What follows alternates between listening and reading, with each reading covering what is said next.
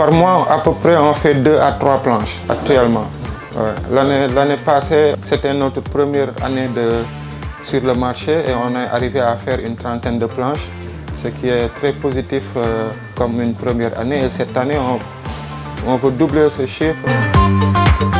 Bonjour agence Ecofin, bienvenue chez Sunugal Surfboard Repair. Let's go. Moi, c'est Pape Diouf, je suis un surfeur sénégalais, le premier shipper sénégalais. Quand je dis shipper, ça veut dire celui qui fabrique les planches de surf et le fondateur de Sunugal Surfboard Repair.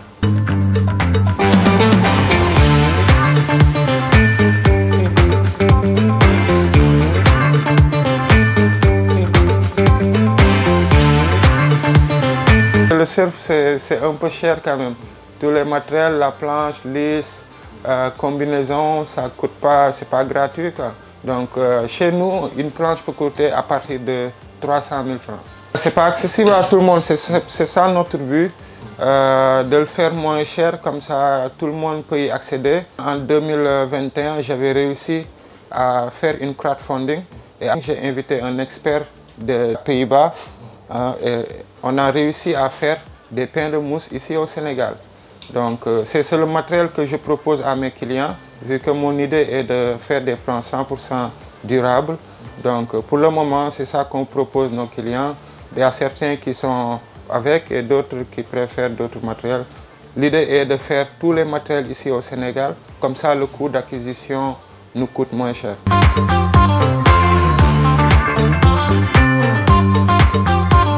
Par mois, à peu près, on fait 2 à 3 planches actuellement.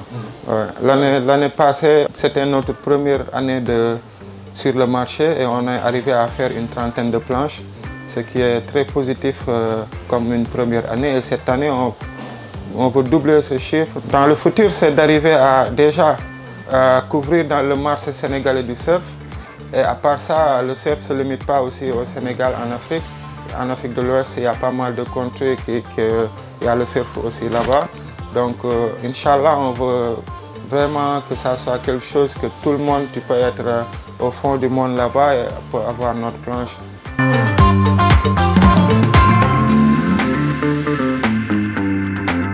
Il y a beaucoup de surfeurs parce que au Sénégal, d'ici une dizaine d'années, il y aura des milliers de surfeurs. Et si le matériel n'est pas recyclable, on va le trouver dans la mer, dans l'environnement, partout. Et ça, c'est pas meilleur. En tant que surfeur, tu dois être quelqu'un qui pense à l'environnement, à sauver l'environnement, mais pas amener une pollution de plus. Tu peux trouver partout des planches cassées et tout. Et nous, notre idée aussi est que même si la planche ne peut plus être servie, on peut le récupérer en fabriquant des meubles à la maison ou bien en faisant des tables. Il y a beaucoup de choses qu'on peut faire encore avec. J'ai déjà récupéré pas mal de planches. Même c'est comme ça que j'ai débuté avant pour apprendre et pour faire l'amour de faire des planches.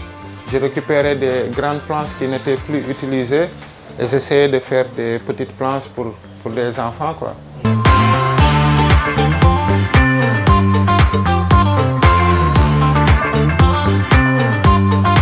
On peut choisir le modèle et voir la taille et tout. Donc c'est ça qui va nous permettre de référence pour nous donner un peu plus de facilité à la conception. Ça c'est un fish, long fish. Ça c'était un shortboard. Ça c'était un funboard, la mid-leg. Et par exemple, tu vois, pour les rails, tu as déjà tout ce que tu dois savoir sur la planche que tu travailles.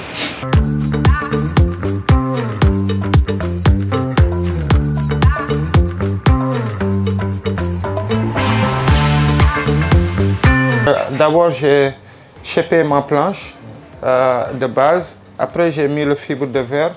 C'est comme ça. Maintenant, je suis en train de faire le cote pour qu'il n'y ait pas beaucoup de saleté. En attendant, comme ça, je continue le processus.